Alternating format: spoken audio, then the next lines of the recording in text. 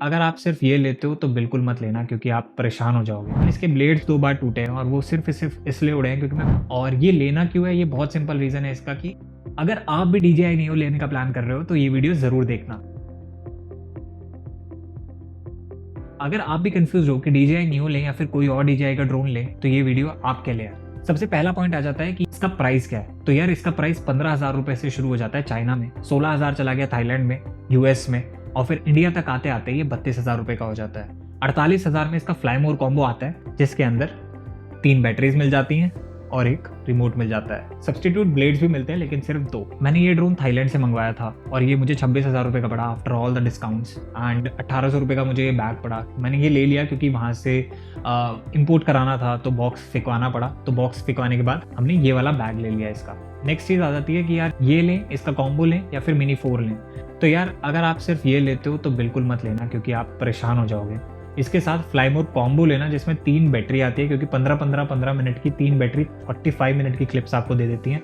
Internal storage इसके अंदर 22 GB का आता है।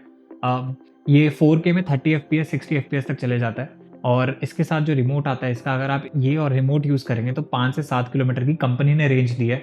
मैंने ये 2 किलोमीटर ही उड़ाया है। 500 मीटर इसकी हाइट दी है, बट मैंने ये 4,700 फीट पे उड़ा रखा है और ये अच्छा उड़ता है और मेरे को कोई प्रॉब्लम नहीं आई इसके साथ। प्रॉब्लम आई, ये 2 बार टूटा है और दोनों बार मतलब इसके ब्लेड्स 2 बार टूटे हैं। वैसे ड्रोन तो बहुत बार ठुका है, लेकिन इसको कुछ हुआ नहीं है अब तक, टचवुड। लेकिन इसके ब्लेड्स 2 बार टूटे हैं और वो सिर्फ इसलिए उड़े हैं क्योंकि मैं प्रैक्टिस कर रहा था, क्योंकि मैं बिगनर था और मैं घर के अंदर प्रैक्टिस कर रहा था। मैंने एक बार घर के बाहर किया तो वो पेड़ से टकरा गया, घर के अंदर किया तो ये पर्दे से टकरा के इसके ब्लेड टूट गए। इतना सॉफ्ट नहीं होता, बहुत बार टकराने के बाद ये टूटा है। तो ये एक खुले मैदान में आप प्रैक्टिस करो अच्छे से, ओपन एरिया में जाओ, वहीं पे ही इसकी प्रैक्टिस करो सीखने की। और ये लेना क्यों है, ये बहुत सिंपल रीज़न है इसका कि आपके पास ड्रोन उड़ाने का कोई एक्सपीरियंस नहीं है। आप सोच रहे हो कि मैं कौन सा लूँ, ये लूँ या फिर मिनी 4 लूँ। तो यार बहुत सिंपल कंपैरिजन है, मैं आपको सिंपल बता देता हूँ, सिंपल टर्म्स में, कि आप ट्रैवल व्लॉगिंग शुरू कर रहे हो तो आप कौन सा कैमरा यूज़ करोगे, iPhone Pro Max DSLR, या फिर आप एक बिगनर कैमरा से शुरू करोगे, आईफोन ही ले लोगे, या फिर बाकी जो कंपनीज आती है 30-40 हज़ार रुपये की फ़ोन जो होते हैं उससे स्टार्ट करोगे। देखोगे 1 साल तक आप कैसा परफॉर्म कर रहे हो, फिर उसके बाद आप अपग्रेड करोगे। तो यार ये सिंपल कंपैरिजन है इसका, इससे सिंपल कोई कंपैरिजन नहीं दे सकता। नो डाउट उसके अंदर मिनी 4 के अंदर बहुत सारे फीचर्स है, लेकिन आपके काम के नहीं है। अगर आपको ड्रोन उड़ाना नहीं आता या फिर आपको प्रैक्टिस नहीं है ड्रोन उड़ाने की, या फिर 6-7 महीने नहीं हुए हैं कोई बिगनर ड्रोन उड़ाए हुए, तो ये ड्रोन यार बहुत बार गिरा है। 135 ग्राम इसका वेट है बैटरी के साथ। 3 बैटरी है मेरे पास, 15-15 मिनट वो चलती है और चार्ज हो जाती है 45 मिनट्स में। तो ये सबसे बेस्ट चीज़ है इसकी कि उड़ाओ, नीचे ले आओ, बैटरी चेंज करो, फिर से उड़ा दो। चार्जिंग के लिए मैंने बताया, या तो आप बैटरी चार्ज कर लो, इसमें Type-C चार्जर लग जाता है यहाँ पे, या फिर Type-C लग जाता है यहाँ पे बैटरी लगाने के बाद।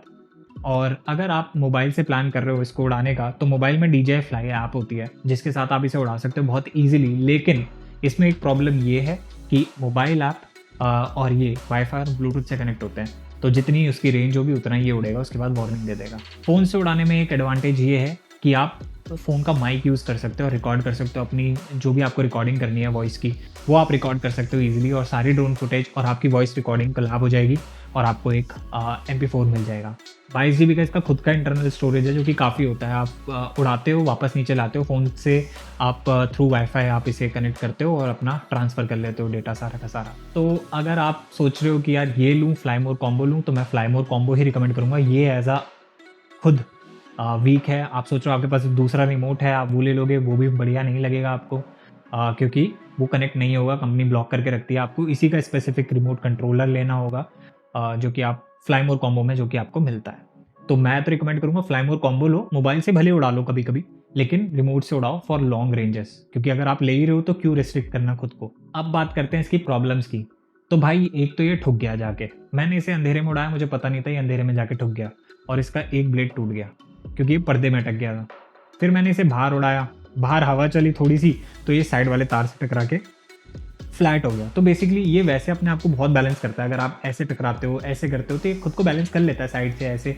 बट जहाँ पे ये थोड़ा सा टिल्ट हो जाता है 45 डिग्री से ज़्यादा, तो ये ऐसे चिपक जाता है वॉल से, किसी भी चीज़ से, तो फिर ये नीचे ही गिरता है। अगर आप इसे सोच रहे हो कि बहुत हैवी हवा चल रही है, आप इसे ऐसे करके, ये अपने आप खुद हाथ में भी आ जाता है, तो अब ऐसे करके इसे रोक लोगे तो ये ऐसे ऐसे उड़ता रहेगा, ये आपके हाथ में नहीं आएगा। तो बेस्ट होगा इसको पकड़ो और उल्टा कर दो, उल्टा करके ये खुद ही बंद हो जाता है। अदरवाइज आप इसे पकड़े रखोगे तो ये और उड़ने की ट्राई करता है। शैतान तो है ये। मैंने इसे पहाड़ों पे लेके गया था हिमाचल में, वहाँ पे मैंने उड़ाया, बहुत अच्छे से उड़ा, हवा भी तेज थी तब भी बहुत अच्छे से उड़ा, लेकिन फिर भी आपको डर लगता रहेगा क्योंकि ये बैलेंस आउट नहीं करता है। दो इमेज में कोई फ़र्क नहीं आता है, जो भी ये वीडियो कैप्चर करता है बहुत स्मूथ होती है, बट ये खुद अपने आप को जब उड़ा रहा होता है तो आपकी खुद हालत ख़राब होगी कि यार ये बचेगा कैसे, ये छोटा-सा बच्चा सा तो है। हाई ऑल्टीट्यूड पे हाई ऑल्टीट्यूड वार्निंग दिखाता ही दिखाता है कि है, फिर भी मैंने उड़ाया, ये उड़ा आराम से, बहुत मज़ा आया इसको उड़ाने में वहाँ पे। बहुत प्यारी इमेजेस इसने कैप्चर भी करी। डार्क रूम में मैंने ऑलरेडी आपको बता दिया है, डार्क रूम के साथ प्रॉब्लम है, कंजेस्टेड रूम के साथ प्रॉब्लम है, क्योंकि आप सीख रहे हो भले ही, लेकिन रिस्क क्यों लेना अपने रूम में उड़ा के। मैं इसे रूम में बहुत उड़ाता था। फ़ोन और इसकी रेंज बहुत लिमिटेड है, तो यार बिल्कुल मत लेना अगर आप फ़ोन से कनेक्ट करने की सोच रहे हो तो। और बिल्कुल मत लेना यार इसको अगर आप प्लान कर रहे हो कि मैं इसे बिना फ्लाई मोर कॉम्बो के ले लूँगा। और बिल्कुल मत लेना अगर आप एक प्रोफेशनल हो और आपको हैंडी ड्रोन नहीं चाहिए, आपको एडवांस ड्रोन चाहिए, तो इसको मत लेना। क्योंकि अगर आपको ऑलरेडी प्रैक्टिस है 6-8 महीने की इसको उड़ाने की, तो तभी आप दूसरा ड्रोन लेना, अदरवाइज़ इसी से प्रैक्टिस करना। ये बहुत अच्छा ड्रोन है अगर आप इसे बिगनर, मतलब टॉय टाइप है ये, अगर आप इसे एज़ अ बिगनर उड़ाना चाहते हो, एज़ अ प्रोफेशनल कोई और फील्ड में व्लॉगर इसे उड़ाना चाहते हो तो बिल्कुल उड़ाओ, बहुत अच्छी क्लियर इमेजेस देता है ये। बस एक छोटा-सा डिफरेंस आ जाता है कि ये या तो आपके फेस को ही फॉलो करता है या फिर आपको ये मैनुअली कंट्रोल करना पड़ता है, कि यहाँ से उड़, वहाँ पे उड़, ये वो। इसके अंदर एक और फीचर भी है जो कि रिटर्न टू होम है, कि जहाँ से ये उड़ाए ये वापस वहाँ पे आ सकता है। अगर बैटरी कम हो गई या फिर कोई प्रॉब्लम आ गई इसमें, तो ये वापस आने की पूरी ट्राई करता है। कभी-कभी आ जाता है, कभी-कभी रिटर्न टू होम चेंज कर देता है। अब बारी आ जाती है कि ये कैसे-कैसे उड़ता है। तो यार कंपनी ने ऑलरेडी ये 6 फीचर्स दिए हुए हैं इसके अंदर, कि 6 अलग-अलग तरीके से आप अपने आप को रिकॉर्ड कर सकते हो। मैं रिकमेंड नहीं करता हूँ इसमें, क्योंकि इसमें आपके पास कंट्रोल नहीं होता है। इससे बेटर है कि आप फ़ोन से कनेक्ट कर लो और फ़ोन से कनेक्ट करके उड़ाओ आराम से। पास में सारे मोड्स आ जाते हैं फ़ोन से कनेक्ट करने के बाद। बहुत सिंपल गाइड होती है फ़ोन से कनेक्ट करने की, तो वो ज़्यादा बेटर है, वो कर लो। बट फाइनली मास्टरपीस तो अपना DJI का रिमोट ही है। रिमोट से कनेक्ट करो इस ड्रोन को और आराम से इसे उड़ाओ। बहुत फ़न है और मज़ा आता है इसे रिमोट से कंट्रोल करने में।